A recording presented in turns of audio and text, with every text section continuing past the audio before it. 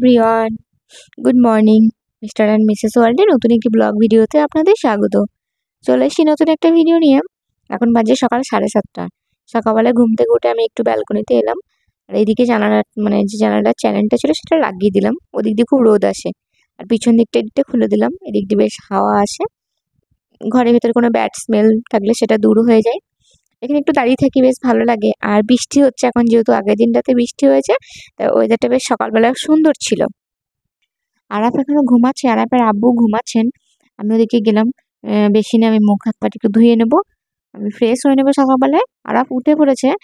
আর আরাফ উঠেই ব্যালকনি চলে এসেছে। আমি যেহেতু এই বাইরের ব্যালকনির কাছেই আমার বেসিনে যেখানে দাঁড়িয়েছিলাম, ঘুম থেকে উঠে নিজে নিজেই সোফা দিয়ে নেমেছে, নেমে একবারে নিচে চলে এসেছে। এখানে এসে বাইরেটা দেখছিল। ওরও ব্যালকনি থেকে বাইরেটা দেখতে খুব পছন্দ করে। মানে আরাফের একটা প্রিয় জায়গা যদি ছাদ হয়, ঠিক তার পরের প্রিয় জায়গাটা হলো ব্যালকনি। চলুন আরাফের জন্য ব্রেকফাস্ট বানাই। আরাফকে আমি একটু গোটা মুড়ি দিয়ে এখন অভ্যাস করছি, সেজন্য মুড়ি নিয়ে নিয়েছি। মুড়িটাকে একটু গরম জলে ভিজিয়ে দেবো। তাহলে মুড়ির ভিতরে অনেক সময় দেখবেন নোংরা থাকে, মানে অনেক সময় কি সব সময়তেই মুড়ির সাথে অনেক নোংরা থাকে, বালি থাকে বা লবণ থাকে।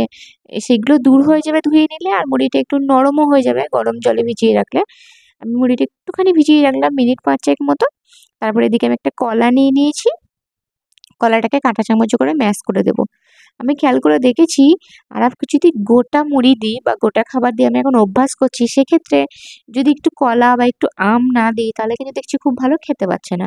আর একটু কলা বা আম দিয়ে দিলে দেখছি নর্মালি খাচ্ছে। আমি যে মুড়িটা রেখেছিলাম সেটা ছেঁকে নিয়ে নিলাম, দেখুন কতটা নোংরা ছিল তলাতে। আর মুড়ির গুঁড়ো আমি 2 চামচ দিয়ে দিলাম। এই চামচটা 4 চামচ ও মুড়ির গুঁড়ো খেত। আমি 2 চামচ গুঁড়ো দিলাম, আর পরিমাণ মতো আমি একটুখানি গোটা দিয়ে দিয়েছিলাম। এখানে একটু বাদাম গুঁড়ো দিয়ে দিলাম। আর তারপরে এখানে দিয়ে দেবো 2 চামচ ফর্মুলা মিল্ক। যেহেতু সকালবেলাতে আমি কাউ মিল্ক পাইনি, এত সকালে একটু বেলা হয়ে যায় আসতে দুধটা, সেজন্য ফর্মুলা মিল্কটাই সকালে দিয়ে দিলাম। বাসি দুধ কিন্তু বাচ্চাকে আমি দিই না, আর বাসি দুধ বাচ্চাকে দেওয়া উচিতও নয়। তারপরে আমি একটু গরম জল দিয়ে এটাকে ভালো করে মিক্সড করে নেব। আপনারা চাইলে এটা আমের সাথেও করতে পারেন। আম কিন্তু বাচ্চাদের জন্য খুব ভালো। আমকেও সুপার ফুড বলা হয়। আমি মিক্সড করে নিয়েছি, এবার বাবুকে এটা আমি খাইয়ে দেবো। আরাম থেকে এভাবে খেয়ে নিচ্ছে, কোনো অসুবিধা হচ্ছে না, বেশ ভালোই হচ্ছে। ওর গোটা মুড়ি খাওয়ার অভ্যাসটা তৈরি হচ্ছে। আমাকে তাহলে গুঁড়ো মুড়ি খাওয়াতে হবে না। আর মোটামুটি আরাফের অনেক দাঁতই মানে উঠে গেছে, তাই ও চিবিয়ে দেখছি খাবার খেতে পারে এখন। ওকে তো ভাত আমি আর নরম করে দিই না। তারপর আমি আমাদের চাটা নিয়ে নিয়েছি। এখানে একটু পাউরুটি বাটার দিয়ে সেঁকে নিয়েছি আমি। আর একটু আদা দিয়ে দুধ চা, যেটা প্রত্যেকদিন করি। আজকে আর দেখালাম না চা করাটা। চা খেয়ে নিয়েছি আমরা। এরপর আরাফকে নিয়ে, আরাফের আব্বু একটু বাইরের বাগানে যাচ্ছে। এই গাছটাতে অনেক চিকু হয়েছে সবেদা, তাই একটা মনে হচ্ছে যেন পেকেছে, তাই একটা উঠিয়ে নিলাম। খুব ভালো পাকেনি এখনো, যেহেতু আঠা পড়ছে। এদিকে দেখুন পুকুরে একবারে পানি থই থই করছে। আর পুকুরের পাশে একটা পেয়ারা গাছ ছিল, সেখান থেকে ও 3টে পেয়ারাও পেরে নিয়েছে, আর একটা সবেদাও পেরে নিয়েছে। তারপরে আরাফ তো এই স্লেট পেন্সিলটা নিয়ে খুব দাগ দেয়, খেলা করে। ওকে আমি অনেক অ্যাপ্রিসিয়েট করি দাগ দেওয়ার জন্য। এখন তো লেখালেখির বয়স হয়নি, লেখালেখি করতেও পারবে না। আর আমি চাইও না এত তাড়াতাড়ি ও লেখালেখি করুক। এই পেন্সিলে করে এই দাগগুলো দেয়, এই দাগগুলো দিতে দিতেই একদিন সোজা দাগ দেওয়া শিখে যাবে। আর এটা করতে খুব ভালোবাসে, যেহেতু পেন্সিল আর এই স্লেটের ভেতরে বারবার উল্টে পাল্টে করবে। কিন্তু এখন একটা সমস্যা হয়ে গেছে, আরাপ চট করে আর নোংরা জিনিস মুখে দেয় না, কিন্তু পেন্সিলটা বড্ড ও দেখছি খেয়ে ফেলছে। মানে একটু খেয়াল না করলেই পেন্সিল চিবিয়ে দিচ্ছে। তারপরে এখানে আরাফকে একটা ডিম দিয়ে দিয়েছি, আর আমরা ভাত খাচ্ছি। এখন 10:30টার মতো বাজছে। আর আমরা সকালবেলা আলু সেদ্ধ ভাত আমার প্রিয়, আমি ঘি দিয়ে আলু সেদ্ধ ভাত আমি খাই। আর ডিম যদি সকালবেলা না খাই, 10টার সময় তো আমি ডিম খাই। তারপরে ওর আব্বুর সাথে ও লুকোচুরি খেলা করছে। এরকম দৌড়াদৌড়ি খেলা করতে খুব ভালোবাসে। পুরো সন্ধ্যেটা দাদার সাথে এভাবেই ওর কাটে। তারপরে ওই যখন 11:30টা বাজছিল, ওকে আমি একটু মুসাম্বির জুস দিয়ে দিয়েছি একটা। আমি সকাল থেকে আরাফকে ডিম আর সকালের ব্রেকফাস্টটা দিয়েছিলাম, আর এই মুসাম্বির জুসটা দিলাম। মুসাম্বির জুসটা খাচ্ছে, আমি বলছি ওকে আমি খাইয়ে দিই, আমাকে বলছে না আমি নিজে, আরাফ নিজি, নিজে বলতে পারে না, বলবে নিজি, আরাফ নিজি। যাই হোক, তারপরে 12টা বেজে গেছে। আমি বাবুকে ব্যালকনিতে নিয়ে এসেছি, তেল মাখিয়ে দেবো। কারণ ও এখানেই বসেছে, এখান থেকে বাইরে একটা গরু দেখেছে। গরুটা দেখে খুব খুশি হয়েছে, আমাকে ডেকে দেখাচ্ছে, মাম্মাম হাম্বা দেখেন দেখেন, ইস ইস এরকম করে বলছে। আরাফের কথাগুলো শুনতে এত ভালো লাগে। মানে এখন আলতো আলতো কথা বলে, সমস্ত বাচ্চারই কথা ভালো লাগে, কিন্তু আমি যেহেতু আরাফেরটা শুনি, তাই আমার আরাফেরটাই ভালো লাগে। আর এখন তো ওকে জাস্ট আমি ওর কথাগুলো খুব আস্তে আস্তে কথা বলে বলে আমি ওর মানে ভয়েসটা আপনাদের সাথে শোনাতে পারি না। এক সময় মাইক্রোফোন দিয়ে, কোনো সময় যদি সম্ভব হয় তাহলে শোনাবো। আমি তেল ম্যাসাজ করে দিচ্ছি। বিছানাতে শুয়ে শুয়ে তেল ম্যাসাজ করতে দেয় না। তেল মাখতেই চায় না। তেল মাখার পরেই ও স্নান করতে যাবে। মানে 12টা 11টা বেজে গেলে উপরে যদি আমি আসি তাহলে ও যে এই তেল মাখার পরে আমাকে 10টা মিনিট রাখতে দেয় না। দৌড়ে একবারে বাথরুমে চলে যাবে, নিজেই কল খুলে একদম স্নান করতে লেগে যাবে। একটু যদি আমি অন্যমনস্ক হয়েছি বা কোনো কাজ করেছি। যাই হোক, তারপরে আমি তেলটা পুরো গায়ে ভালো করে ওকে মাখিয়ে দিলাম। আমার সেটাফিলের তেলটা শেষ হয়ে গেছে, আমি অর্ডার দিয়েছি। এটা আমি ভিরকোকোটাই একটু মাখিয়ে দিলাম। এই গরমে আমি কোকোনাট অয়েলই ওকে ম্যাসাজ করি। এই দেখুন ছুটছে একেবারে বাথরুমের জন্য, মানে বাথরুমে যাবে বলে। আমি ওর পিছন পিছন আসছি, দেখছি ও কোথায় এসছে। ঠিক হ্যাঁ, বাথরুমে চলে এসে এসেই দেখুন কলটা খুলে দিয়েছে। নিজে নিজে এই কল খুলে দিয়েছে।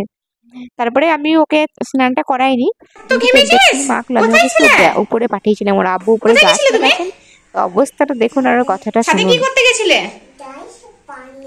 গাছে পানি তোমাকে কে দিতে বলেছে? কে বলেছেন দিতে? ছাদে কে আছেন? নাইট জ্বালাবো। ছাদে কে আছেন আগে বলো। কে আছেন? আব্বু আছেন। চলো। ও বলতে চেয়েছে যে ওর আব্বু ছাদে আছেন, ও ছাদে গাছে পানি দিতে গেছে। বিকেলটা হলে আব্বু ছাদে গাছে পানি, গাছ মরে চলেন। যাই হোক, তারপর ওকে স্নান করিয়ে দিয়েছি। আমি স্নান করিয়ে বডি লোশনও মাখিয়ে দিয়েছি। তারপর ওকে আমি উপরেই রেখে দিয়েছি। ওর জন্য দুপুরের খাবারটা নিয়ে নিলাম। আজকে আমাদের পোলাও হয়েছিল, ছোলার ডাল, তার সাথে চিকেন কষা। আরাফ এটাই খেয়েছে। আর আমাদের খাবার আরাফ খেতে পারে, একটু ঝাল লাগে বাট খেতে পারে।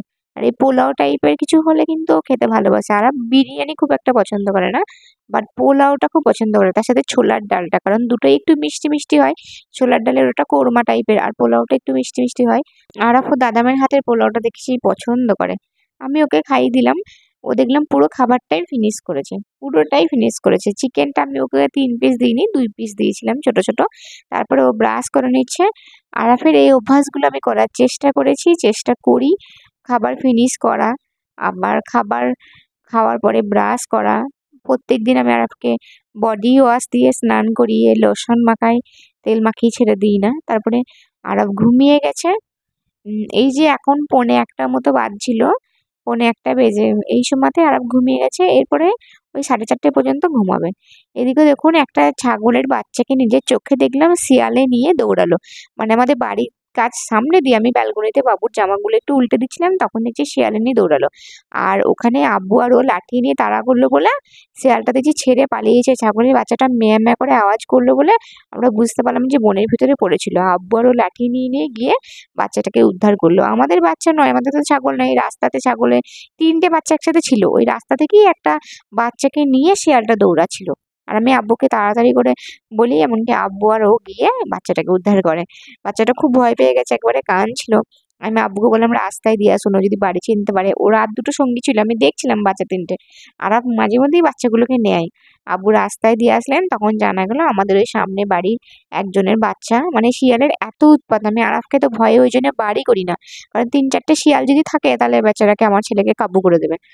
তারপরে বিকেল বেলাতে আমি জামা পরিয়ে দিয়েছি বাবুকে, রেডি করে দিয়েছি, কারণ ও একটু ভিটামিন ওষুধ খেতে যাবে। আমাদের যিনি হেলথে যিনি আছেন, আমি যার আন্ডারে আছি, মানে তিনি আমাদের বাড়িতে এসেছিলেন, আমি তখন ছিলাম না। তারপরে আমার বাবুকে আর পাঠানো হয়নি। বাবু এই কার্ডটা নিয়ে যাবে। আমি লাইফে প্রথম আমাদের এখানে শিয়াল দেখলাম, তা আবার দিনের বেলাতে শিয়াল দেখলাম, মানে এমন অবস্থা ভাবুন একেবারে। আর আমাদের বাড়িটা যেহেতু ফাঁকা, দিনের বেলাতে অনায়াসে শিয়াল দেখা যায়। আর আপু একটু বাইকে করে যাবে, আর আজকে একটু ঘুরবে ও আব্বুর সাথে। খুব কিঞ্চিত মাঝে মধ্যে ওকে একটু বাইকে চাপানো হয়, বাইকে চাপতেই চায় না। আমি কারোর বাইকে ভরসা করে ওকে চাপাতেও চাই না। মানে ওর আব্বু আসার আগেই ও বাইকের কাছে বারবার চলে আসে। আমি ওকে বলছি দরজাটা খুলে দাও, ও দরজাটা খুলতে চাইছে না। একবার মজাটা দেখুন, দরজাটা খুলতে গেছে আর ওর আব্বু বাইকে উঠেছে, বাইকটাকে বলে স্টার্ট দেওয়ার জন্য। ও ভেবেছে ওকে হয়তো চাপা নেবে না, ছুটতে চলে এসেছে। মানে ছোটাটা আমার বড্ড হাসি পেলো। ওই দেখুন ছুটতে চলে এসছে একেবারে। আমি বলছি যেতে হবে না, তো চিৎকার করছে না, ও যাবে। যাই হোক, বাবু তারপরে চলে গেল। ওকে নিয়ে ওর আব্বু গেলেন, আমাদের বাড়ির কাছেই ছিল, হেঁটেই যাওয়া যেত। কিন্তু আমি, ও বললে একটু বাইকে যাই বা ছেলেকে একটু ঘোরাবো আজকে একটু সামান্য। আর ও তো খুব খুশি, চোখ মুখ দেখেই বুঝতে পারছেন। আমি যখন আমার বাপের বাড়ি গেছিলাম তখন আমার আব্বুর সাথে আর আমার ভাইয়ের সাথে একদিন বাইকে চেপেও ছিল। এইভাবে চেপে ভেস যাচ্ছে, ও চলে গেলে এবার ওর জন্য আমি একটু সন্ধ্যের খাবারটা বানিয়ে রাখি, একটু সুজি বানাবো, অল্প পরিমাণে একটু সুজি বানিয়েছি আমি, সুজির সাথে একটু বাদাম গুঁড়ো দিয়ে দিয়েছি। আর সকালে বাদাম গুঁড়োটা হাফ চামচ দিয়েছিলাম, বিকেলে হাফ চামচ দিলাম, কারণ আমি সারাদিনে প্ল্যান করেই রাখি কি খাবার দেবো, সুজির সাথে একটু বাদাম গুঁড়োটা আমি দিই, আরাফ খেতে পছন্দ করে। তারপরে সন্ধ্যাবেলাতে ও একটু পড়াশোনা করছিল, এইভাবেই আরাফের দিনটা সারাদিন কেটে যায়। চলুন তাহলে ভিডিওটা আজকের মতো এখানেই শেষ করি। আপনারা ভালো থাকবেন, সুস্থ থাকবেন, আর আমার ভিডিও যদি ভালো লাগে তাহলে অবশ্যই লাইক কমেন্ট শেয়ার করবেন। কোথাও যদি কোনো ভুল ত্রুটি হয় অবশ্যই ক্ষমা করবেন। আর যারা নতুন আছেন তারা চ্যানেলটি সাবস্ক্রাইব করে পাশে থাকবেন। Thank you.